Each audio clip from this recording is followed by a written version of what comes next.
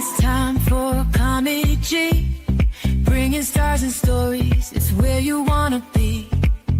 From celebs to entrepreneurs, she's got the scoop. Community and entertainment, she's in the loop.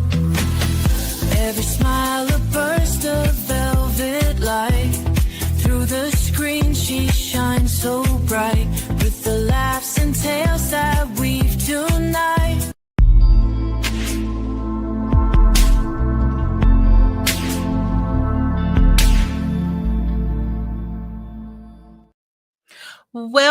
Well, welcome to another episode of SKST Radio, and you tuned into the Kami Grayson Show. And today I have a special friend. He goes by the name of Jeff Cade. Did I say that correctly? You did. Jeff Cade, C-A-D-E. Yes, Kami. All right. Well, welcome to the show, Jeff. I am so excited to have you here. We've been trying to get this going for a minute now. So yeah, welcome. Yes, thank you. Thank you for having me on. I'm honored and humbled to be on the show, and you are correct. We have been playing some hit and miss, but today is our day. It is June 10th. It's our day. I'm very happy to be here. Today's That's our day. Right. Very happy to be here. Very happy to be here. Thank you so much.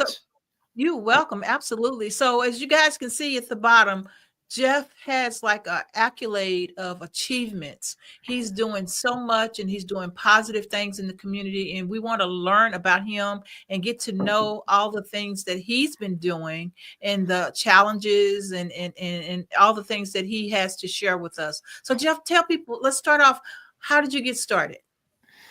How did I get started? Well, I served in corporate America for a little bit, working for different Fortune 500 companies in the areas of sales, food and beverage operations, dietary nutrition, getting my feet wet upon graduation from a Bachelor of Science in hospitality management.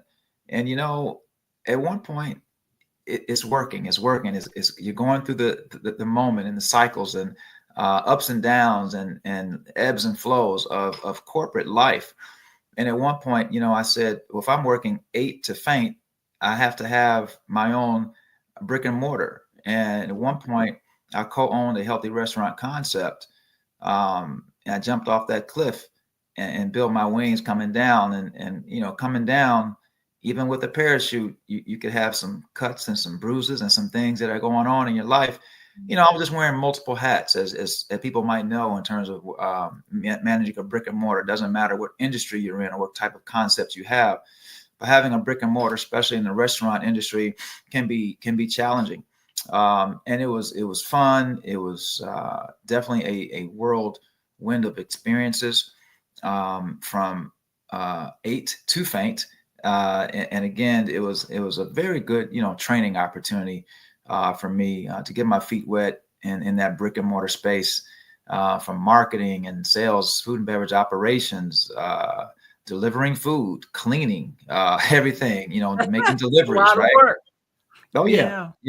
And at one point, it didn't serve me, and I got that experience. And I'll just say this now, I don't think it'll be my first, and it won't be my last. Just be mindful that you have to understand your logistics, your business partnerships, things that can definitely weigh on and take a toll mentally and physically and even emotionally when you're running a business. And then, prior to doing that, I really enjoyed being in the healthcare space or the healthcare sector. And I was able to work up through the ranks and being a manager and finally a director of different accounts. From the healthcare perspective, working in hospitals, food and dietary managers, working as director as well, and just being in that environment of food. And I don't want to say I'm a foodie, but I did have some culinary experience, and I enjoyed it. It is about learning. I believe it's very imperative to be a life learner, and I still am today. Being in the space as a certified health and wellness coach. But more importantly, I was able to stay in that lane, and being in that lane of health and wellness. Health and wellness is very broad. So it's a broad space, a huge umbrella, right? And so my expertise is really about making sure I empower and connect with people and partner with those to transform unhealthy choices into an active and vibrant lifestyle. And I do that through a 3-tier approach using mindset, diet, and exercise. And before I get into those three pillars, or those 3 most important ingredients to the recipe of your soul, it's important to know that, my focus is really about weight management, proper dietary and nutrition standards. We all say do things in moderation.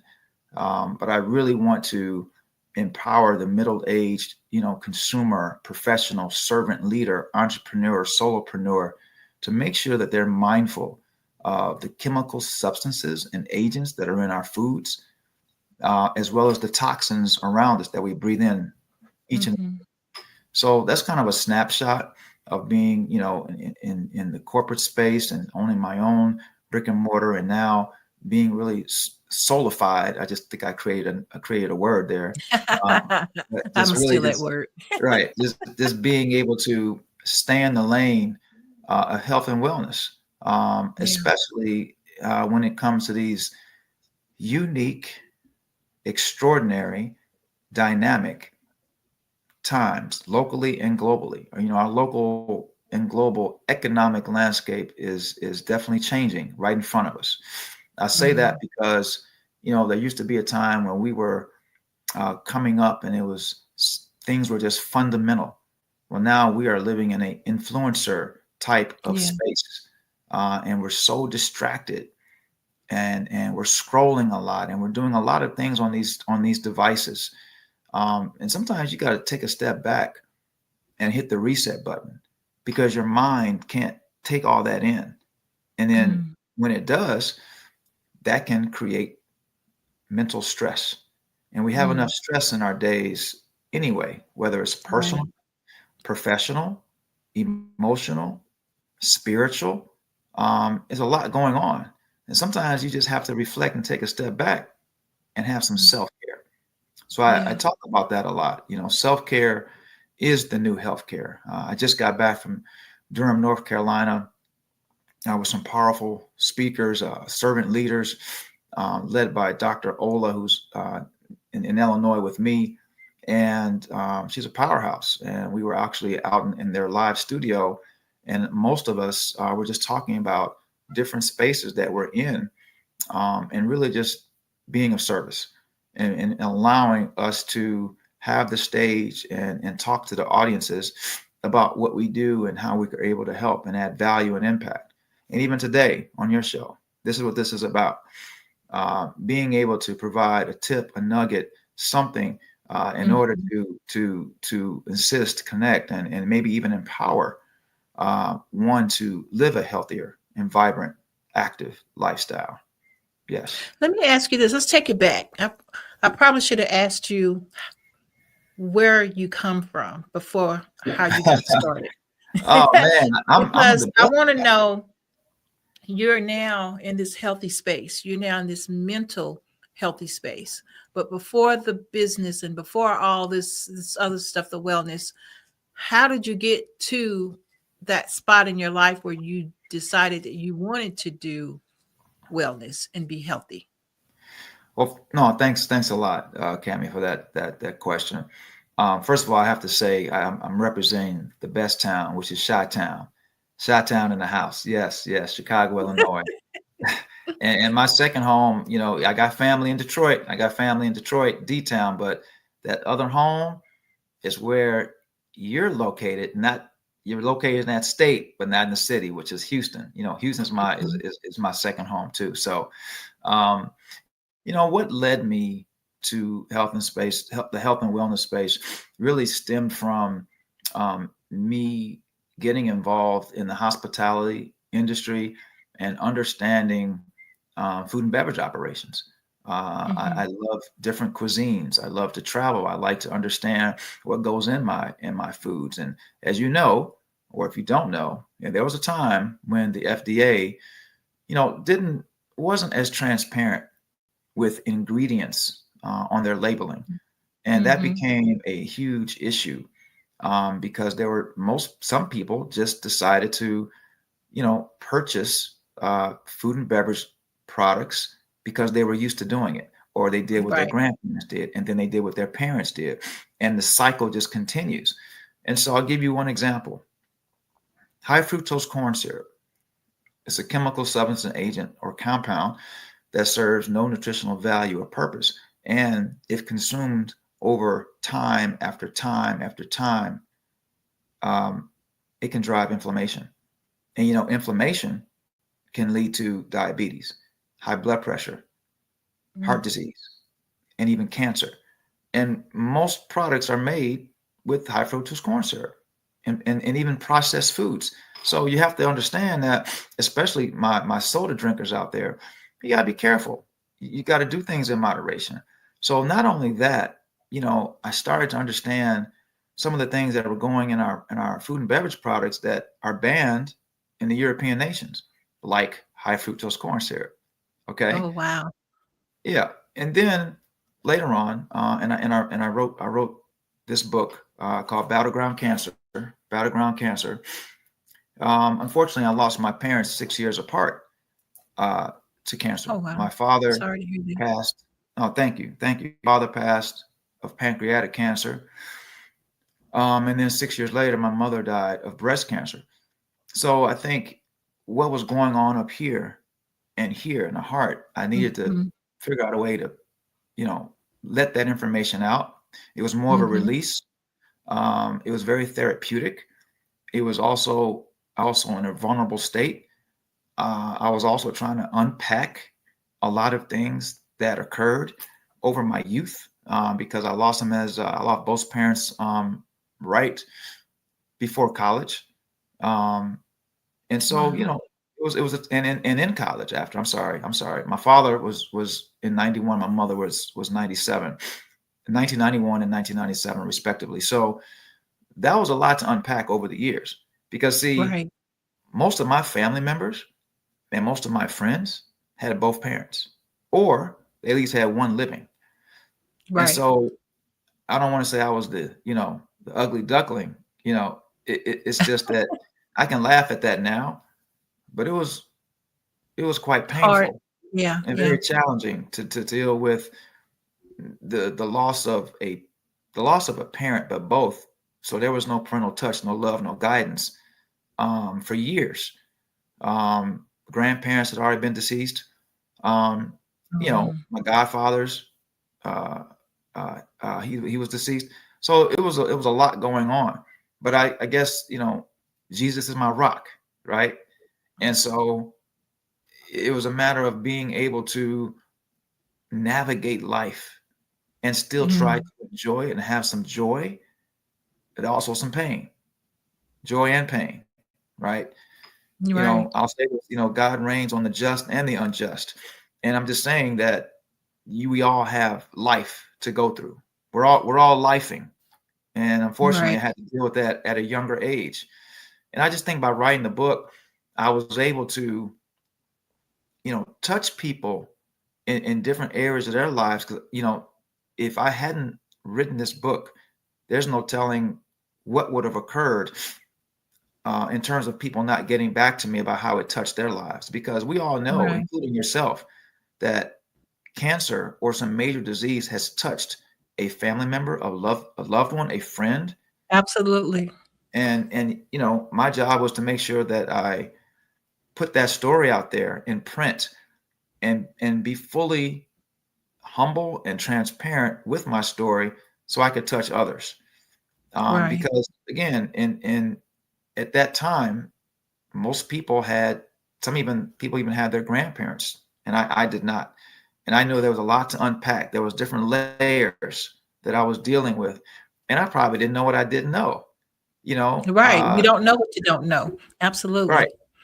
And so I think in my time, my father taught me, man up, if you will. You Yeah. need to be strong, have a foundation, cry later. But sometimes men aren't able to release that, and it can come out the wrong way. So, Right. again, it was an opportunity for me to put this out. And, I wasn't striving, Kami, to be a best-selling author.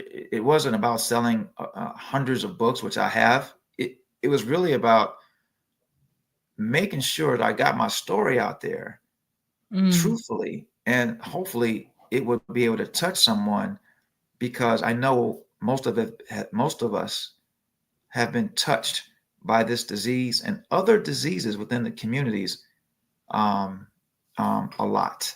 Wow. And so I just wanted to make sure I put that out there. So I know that could have been long-winded, but I wanted to let you know that,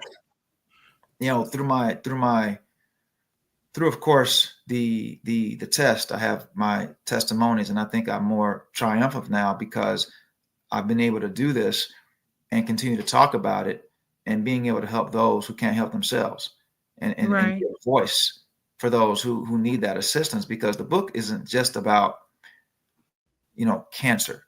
It is about managing your mental, physical, and spiritual well-being for the fight, in any fight that you have, in terms of your healing your body, right?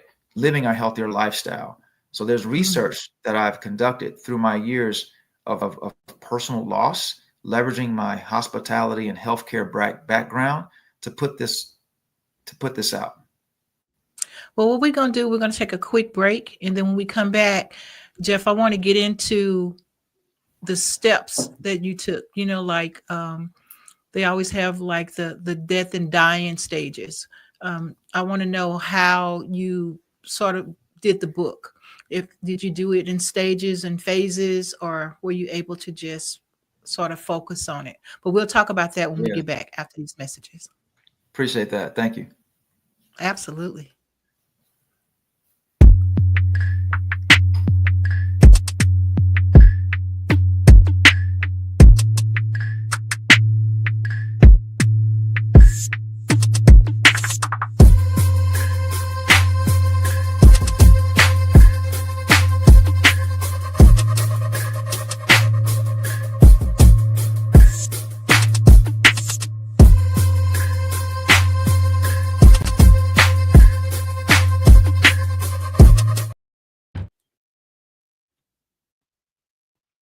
All right. If you just tuned in, you haven't tuned in too late. You tuned in to the Kami Grayson Show, and I'm here speaking with Jeff Cade, who is an author, accomplished person that's doing nice and healthy things, teaching us the healthy way to live, doing different seminars and just getting the word out there so you can be a better you.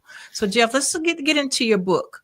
Let's talk about your book now. So, for those who just tuned in, do like a little quick recap, and then let's go into the stages of how you accomplished writing that book. Oh, thank you again. Thank you again for allowing me to be on the show. Humbled and honored to be here and just share the information Absolutely. that I have with your audience. And so, I wrote this. I started writing this book in 2018, and it took me about a good year to really get my thoughts down, to process, unpack what has really occurred over a number of years of how I lost my parents to cancer 6 years apart. And really, my father, more so than my mother, he really didn't eat the most healthiest. And ironically, he was a pharmacist. Now, he wasn't overweight, he wasn't out of shape. But I think over time, in his era, my father was born in 1926. Okay, old school, right? And he smoked the cigarettes before he became a pharmacist. Actually, while he was a pharmacist. So let me take that back. Let me rewind the tape. Yes, he smoked cigarettes, and he drank that type of soda that embraces joy and happiness all the time. And they use polar bears and Santa Claus to say happiness, right? And all Right. that is, all these soda cans to me are really just cans of just sugar. That's all it is. But I don't want to offend anyone. I know there's some people out there that really enjoy their favorite brands, and that's fine. I'm not here to knock that. I'm saying it's all about moderation. And so for him, he did it every day. and sometimes it could have been 2 or 3 a day. He Mhm. also loved his ice cream, maybe 3 or 4 times throughout the week. Um, he was a corporate gentleman, and he was doing what he could do, but he also liked his vices, and he loved to be able to enjoy some of those great items. And I think pancreatic cancer, um, it was diagnosed at stage 3, and he did use some Western medicine and chemotherapy, radiation. For those that are familiar with those methods, they help, they assist the body, but at the same time, they destroy your white blood cells, which are used to protect you. And it just Right. depends on your genes, your genetic code, depends upon the stage, the level of where you're at in any type of cancer, right? His was very aggressive. Pancreatic cancer is a silent killer. It's known as a silent killer, and it's the 7th leading cause of cancer, but it's more common in men than women. And you know, it was just very aggressive, and he couldn't respond. The medication couldn't respond quick enough. My mother was in a different boat. She was also a diabetic since her youth. So she was challenged with diabetes. However, God gave me 10 more years with her because she also, it was detected or diagnosed early in her life. So she had a double mastectomy, loss of hair, a lot of things Mhm. challenging when it comes Right. to cancer, but specifically with women, breast cancer.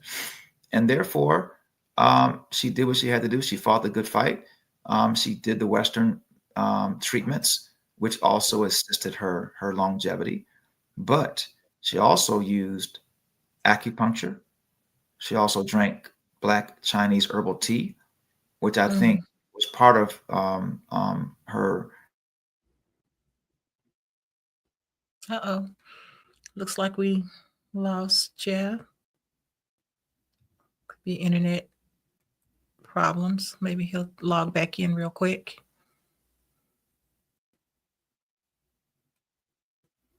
What I'll do is I'll play a quick little commercial. Oh, he's back already. How cool is that?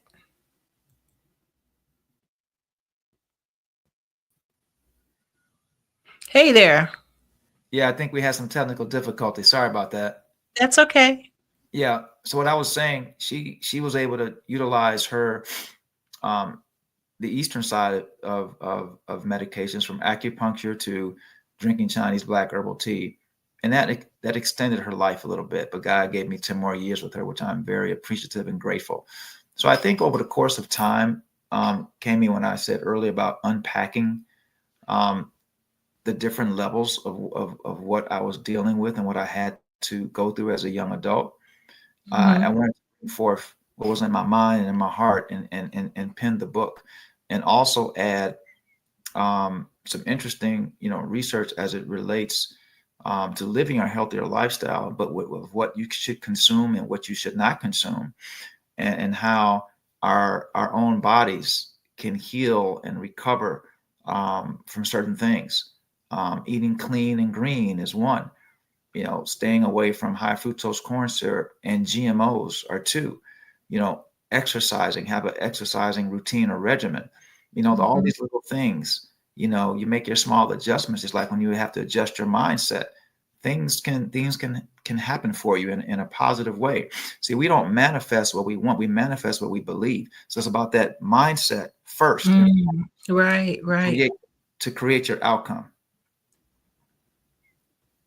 So, Jeff, by being Juneteenth, something came to mind. You know, um, at one point, African Americans were um, the food that they enjoy, the food that we call old school food, or great grandma's cooking. A lot of that stuff was really, really unhealthy, and that's pretty much where most of the obesity stemmed from, right? Like with the chitlins and all the food that I saw you quiver. I'm from Mhm. Texas, so we hit We had chicken. Yeah. So ask some people in Houston about it. And so, but I'm saying that all of that was not healthy. And that's something that we grew up on, our grandparents grew up on, and then they, of course, passed it down the generations. And now I feel like we are starting to eat healthier. We're starting to eat healthier, and I even saw not too long ago where they're taking out the sugary products and the sodas and things like that from food stamps. And so a lot of people say that's not a good thing, but I believe it's a good thing because the whole idea of SNAP was for healthy eating, healthy families. And so I do feel like we are taking a step forward. But like you said, we have to get into that regiment. We have to do better. We have to get that mindset set up to do better. And so what can we do? How can we get started? You mentioned a couple of little things that we can do to get started, but on a big scale, how do we go from small to big to make a No, difference? that's a great question. I think, I can only tell you what works personally for me and some of the clients that I've worked with, and people who really partner and embrace what I do. You said it earlier, it is about having a strong mindset. Whatever you think about, you bring about. And when you're speaking, the tongue is very powerful. The universe is always listening, right or wrong. And if you think you can, and if you think you can't, you're right. You're right on spot. You're right on target.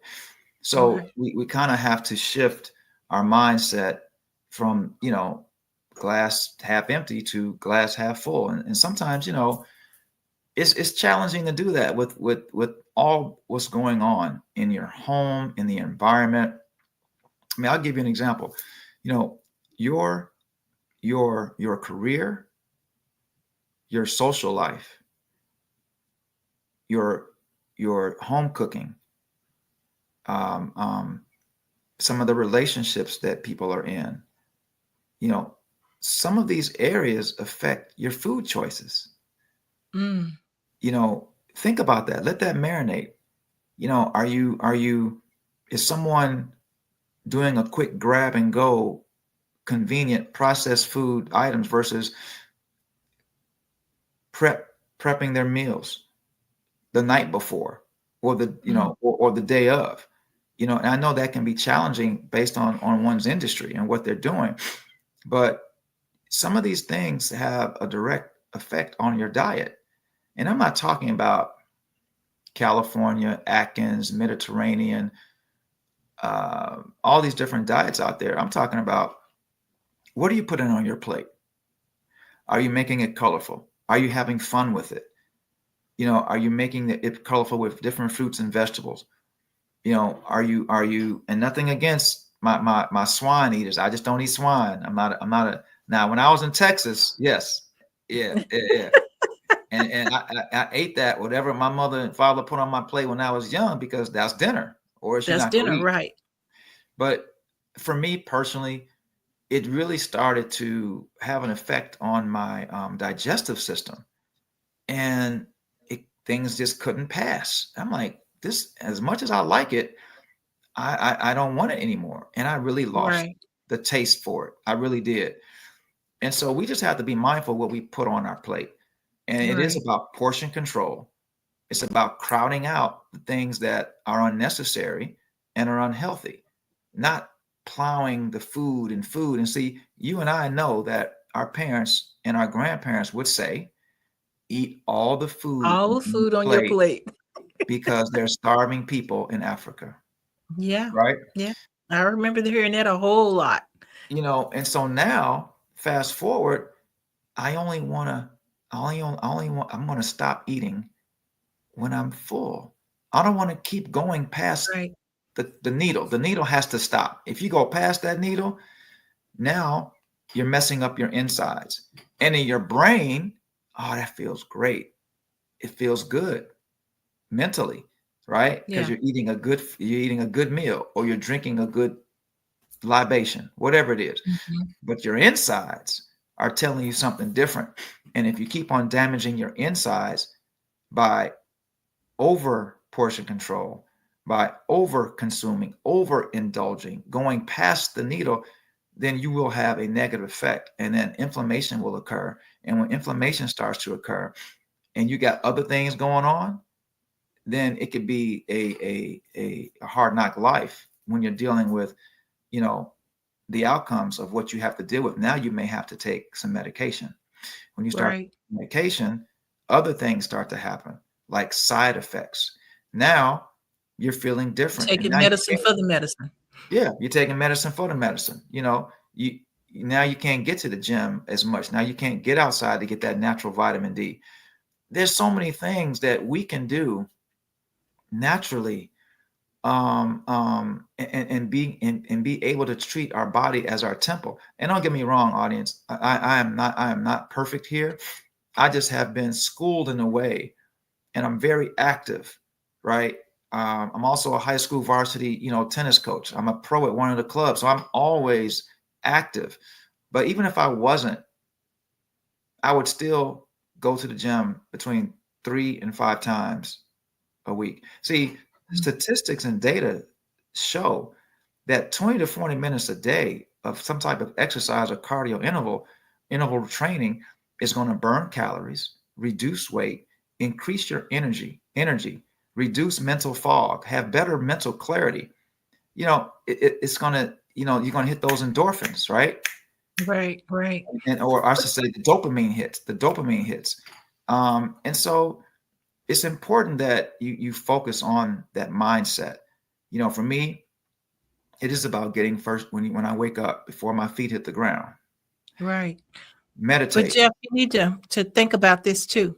You're telling them to slack up, right? What about those people who don't eat? What about those people who think they're helping themselves by not eating, or are so busy that they don't have time to eat, and not even time to eat, exercise? What do those people need to do to reevaluate their lives? Oh, that's a good one because you know I said it earlier. A lot of us are working 8 to faint, and not taking care of ourselves, and we're Mhm. we're maybe we're not hydrating enough. I mean, something as simple as H2O and putting some lemon, some mint, some cucumbers, some strawberries, some orange slices, that even ginger, right? Yeah. That is a refreshing beverage that's going to help take out your toxins.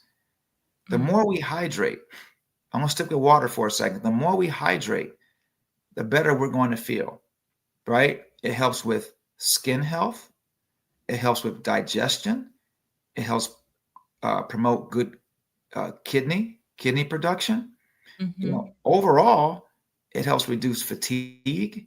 So there's a lot of things that one can do drinking just water and adding some of the things I just said to make it a little bit more refreshing. Now, for those who are maybe sometimes our intermittent fast, like I may not eat. My wife and we may not even eat till 12. Um, you do a 10 to 12 hour type of fast. That's something I think is personal.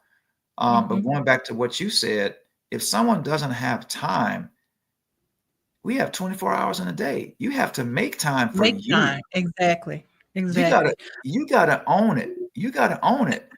And if I you're trying have to, Dr. Ron just walked in, and I think he has a question. Dr. Ron, I'm going to slide over and let you join us. I think he's enjoying our interview here, and he has a question. So I'm just going to let him say hello to Jeff. Jeff, how you doing? This is Dr. hey, Ron. I'm good. How are you? What's your name? I didn't get that. Ron Smith. Dr. Ron Smith, how you doing? Good, good, good. I apologize. I just No. my goddaughter had a screening for her NYU project, and I had to attend that to support her. And she talked about a family that sticks together, and basically it's kind of in line with what you're talking about because we get together around food. It's like the movie Soul Food. That's right. Everything You probably told us not to eat that was on that table. But here's my question. By the grace of God, he allowed me to, be educated, get out of a socioeconomic situation where I was able to get a full, multi-colored table. When I grew up, I grew up in like a food desert, and being raised by a single parent, whatever's for cheap, fast, and tastes good is what we got. Yeah. So people who are living in the food desert and people economically suppressed, what would be your suggestions regarding a diet? Because we know we're probably killing ourselves with a knife and fork. Statistics is bearing us out. Most of our health situations happens during our adolescent years. And if we don't get proper nutrition during those years, it's manifested, 20, 30 years down the road. That's a good question. I've been asked that many a time, because we do have food deserts out here in Illinois, Chicago. I'm originally from Chicago. There were times, and I'll tell you, Ron, where, I ate what my parents put on my plate, whatever that was, or else I just don't eat. And I can appreciate that situation of what they tried to do. Whether it was something had to be green though. Something had to be green on my plate. And for me, I was blessed because I loved everything green. I just was introduced to it.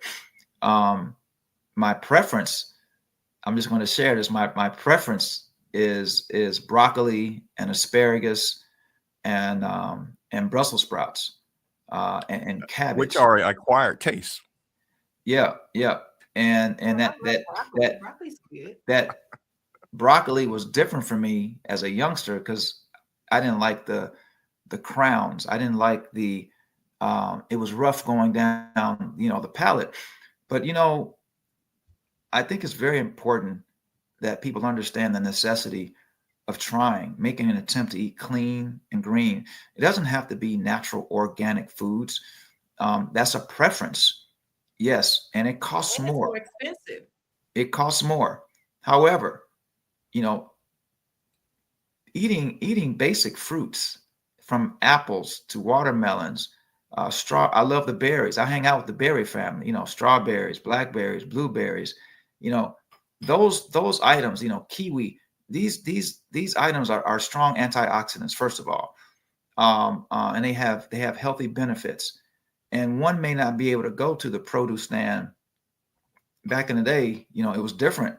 You just, went to your normal place. But now there are very specifically singular focused, different type of grocers that have the things that we need in our community.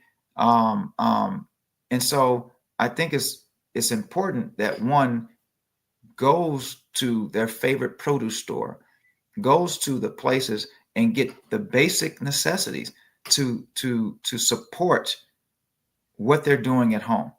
Now, that could be basic apples and oranges, watermelon, cantaloupe, those and even the broccoli and asparagus, and green beans. And I don't want to say corn because corn is a GMO that's genetically modified. I stopped eating corn some time ago because I found out about it. It doesn't pass. It's what it is. But I'm not going against people who like corn. I just personally stopped eating it. But how about raw carrots? Now some of these things that I'm saying, especially the vegetables, is an acquired taste. But guess what? You only got one life. Your other one is spiritual. When you're spiritual, you're not here. You're in essence. You're in spiritual essence. You're trying to be here as long as you can in this earthly body that we've been given. And in order to feed your body, feed that temple, you have to be able to include have a colorful plate. And there's nothing wrong with having some protein, of course, with that as well. Our challenge is that we have to stop doing the grab and go processed foods that has a laundry list of labeling content and the words no one knows. You don't know half of these words that are on the labeling. If it's a paragraph long, you probably shouldn't eat it. And yes, there are apps out here that you can go into the store and look at what these items, these long chemical products or chemical substances are in your products. If it's a paragraph long, you shouldn't be eating it. Anything I see with high fructose corn syrup, parabens, phthalates, sulfates, red 40, which is a dye, nitrates and nitrates on meats, which are mostly processed, I stay away from. And yes, Ron, it's a challenge. It's a challenge. I didn't know these things earlier on because I didn't know what I didn't know. The FDA was not sharing that information with us. See, the FDA approves things that are edible. It doesn't say this is unhealthy. No, they're not going to make money that way. So we have to be smart when we engage with the food that we love. And we have to do it in a way that is healthy and being able to have proper portion control. And don't get me wrong, it's summertime. I want to barbecue just like the next person. I want to be able to engage. I want to be able to engage. I want to have a little soul food. But you know what? In the summer for me, it's challenging for me to eat that comfort food like that because I'm in the Midwest. So barbecue, yes, but all that comfort soul food, I wait kind of towards the fall and winter. But I do enjoy some jerk seasoned chicken. I love jerk. I love jerk. You know, I love going to Jamaica and getting it really there when I want it. But we just have to be able to understand labeling content for one, portion control for two. How is it going to affect your body? Meaning, when you look at that labeling and content, does it have the things that I just named on there? You got to start with that. And three, go in your cabinets tonight, tomorrow, or if you want to start Monday after the weekend, you know, look in your cabinets and look at the products that have high fructose corn syrup on them. Look at some of the things that are in your cabinets you're eating now. I'm going to tell you 90%, I bet 80 to 90% of your products, mostly canned goods, if we're talking about canned goods and syrup and tomato ketchup and things like that, they're going to have high fructose corn syrup in it. You know, wow. you gotta gradually crowd it out off your crowd it out of your plate and out of your system. You know, and I know most of us like to saute, right? We like to saute. Well, you got to be careful of the oils that we're using. I've been told by a nutritionist, you know, and some other people who are really at a higher level than I am when it comes to really digesting some of these foods, because they may have celiac or they may have some other diseases going on. They can't eat gluten. There's a lot of things that people can't eat now. You know, certain seed oils are not good for us. So it's very important because I mean, think about it. I said there's a lot of things in our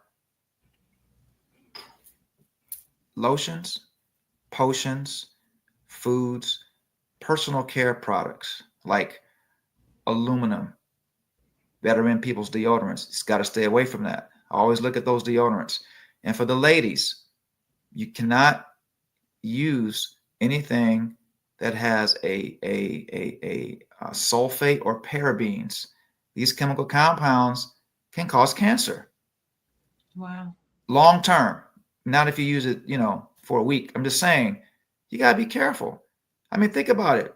Our community and our grandparents, they didn't know about this stuff because they weren't aware. But now we know, and when we know better, we should do better.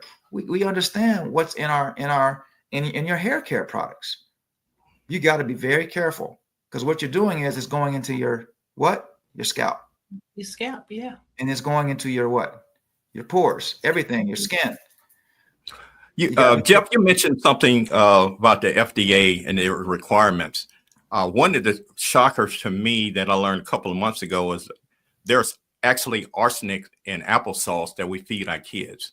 There's a certain level that is acceptable. What are some of the things we need to look out, even when we read labels? How do we know what's acceptable and what's not? And I know you say any of those chemicals that if you can't pronounce it, you probably need to stay away from it. No, you know what, Ron? That's a good question. I'm not that savvy when it comes to the percentage, but I know arsenic is not a healthy substance. No. But I do know that I've been trained, and it's been a challenge for me to really. It takes me longer sometimes to shop now, or even my wife, because I'm looking at this stuff. Like, for example, you know, I ate this back in the day, and my kid, I had to stop him from eating it. What are those things you put in the Pop-Tarts? Oh, yeah. What? And I used to. I'm gonna tell. I got a funny little story. I used to love this woman, and she was on a bottle and she wore an apron. I used to love that syrup. Man, man, oh man. Woo. That was some great syrup. I had to get rid of I had to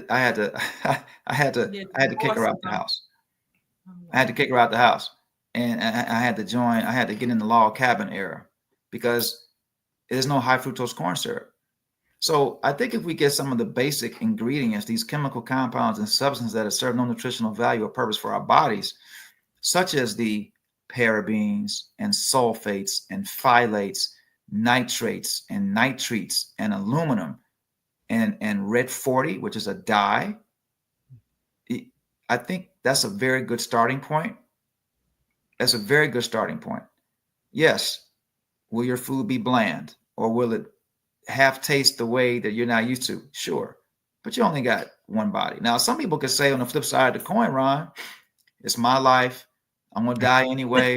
It doesn't matter to me. My grandparents lived to 100. My grandfather smoked cigars. My grandmother smoked cigarettes. She drank beer every day. You know what? That was then. Yeah. That was then. But one of the things when someone says things like that, I know for sure through the I guess the research is that prior to, I think it was 1959, all the cigarettes probably was natural. After that, they started putting the additives in it and nicotine in there to make it more addictive. That's right. So our parents and grandparents wasn't smoking the same cigarettes that there's out there today. And we already know that menthols are worse, and basically they are marketed to us in our community. But here's what I want to get before we run out of time. What is your think about this suggestion that we need to start teaching our kids to farm and grow our own vegetables? Oh, wow. Yes, you hit it. That's awesome. I think that's great. I think it's an opportunity, and I haven't done it in my household. I belong to an organization where we have a garden in our back, behind our garage, on our building rather, and we have an elder brother who's really doing it well. From tomatoes and green tomatoes and greens and peppers, and he's growing it. Now we're teaching the youth in our community to do the same. And it's a labor of love. I have a brother in Detroit. He gardens all the time. Now I look forward to heading down to Detroit and to get some of his good stuff. He just has to, watch those rabbits and squirrels, because they go after it. But I think that's a good opportunity. It's kind of the same, if you will, comparing apples to apples, to say we have to teach our youth about wealth, economic power, and understand that, we need to be mentally, physically, emotionally, spiritually, and financially fit. And that's a lot with these youth, because these youth are attached to this. Yes. Sometimes we as adults are, right? We're scrolling and scrolling and scrolling. We get distracted. But I think gardening is an excellent way, a tool of education to really get and that. exercise. Yeah, say it again. I said relaxation and exercise. Yes, most definitely. You know, gardening is I haven't done it. I've seen my brother do it. I've seen other people do it, and I just look for the end result. But you know, it'll take you back to connecting with your spiritual nature also, and you actually see the manifestation at the other end, and you know that basically you're not putting chemicals on your tomatoes. You're not putting all this other stuff to like to make it grow faster. And you speaking of, I talk about, I have a podcast. I talk about financial literacy, and so basically you're speaking my language. I think the same way that we have to talk to the next generation about finance, we have to talk to them about solutions of what they put in their bodies, and that's the reason why sometimes they don't even know why they are upset. They don't know why they're angry. They don't know why they're feeling a certain way, because we know the accumulations of eating those fast foods, it catches up with them, and it's almost like, you know, Imbalancing that. And I was going to say, like putting a frog in cold water and turning the heat up, the frog will actually stay in there because he's comfortable as the temperature rise. He don't know eventually he's going to have a problem. No, that's true. I think it's been an issue for so many communities, being, you know, because you get schooled and educated in one way, and you get comfortable, and once we get too comfortable, it's too late. Yes. We have to get uncomfortable to get comfortable. When I say uncomfortable, yeah, you got to use some portion control. Yes, you have to change your diet. Yes, you have to exercise more. Yes, you have to tell yourself, bring on the pain, right? Pain is power, and you got to be able to adjust, and it's a mindset shift. And then once that happens, then you can get comfortable, and then your body it adjusts and aligns with this. And when that happens, you're a different person. You're a totally different person. I mean, when I stopped eating, when I stopped eating pork, and when I stopped, focusing on GMOs, there was a change. Not only did I lose weight, I felt better. You're looking at a guy that I'm back down to my college weight between 182 and 185. There was a time I was almost 215. Now, granted, I'm a thinner guy, but I also co-owned a restaurant. And so even though I was moving and working 10, 13-hour days, I was eating healthier food. But what was I not doing? I wasn't exercising as much. Mm-hmm. See, mindset, diet, and exercise, you can't have one without the other. When you're dealing with your mindset, yeah, you can be a scholar. You can have more degrees than a thermometer. But if you don't have a good exercise regimen, a good exercise routine, you're not hydrating, you're not getting proper rest, there's no recovery, you're still mentally checked out, you're not healthy.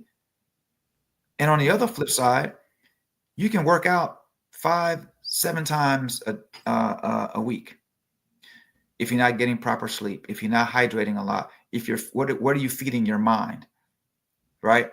And because you think you are in shape, if you think you're in shape, but yet your diet, you're eating after 8 o'clock, you're grab and go, your processed foods, you're still physically or mentally unfit. So, and physically, I mean, you can work out and take all the vitamins, take all the supplements, but you're not mentally together if you're not doing the right thing. And what are you feeding your mind? What are you doing for your body? So that's why I say it's a 3-tier approach. You can't really have one without the other. So that's what I talk about in when I speak on stages, when I'm invited to be on platforms such as this. Thank you, Kami, again. When I talk about my Absolutely. programs, I do one-on-one coaching, the Ultimate Health and Happiness Program. I have different packages, a jump start, something that's a 30 to 45 day type of program. And then I have something else like a 10 to 12 week where you really jump in and you understand that the period that you're going to have to outgrow some things and take a longer time to get involved with what you want to accomplish. I do one-on-one coaching. I work with people on their health. I do health assessments because I want to know if if I'm qualified, if you're qualified to work with me, and if I can help you, and necessary. So yeah, it's very important that when I do coaching, I need to understand your health goals, what kind of journey you're on, what are we working to do, because I'm going to make you accountable. And I can't do the push-ups and pull-ups for you.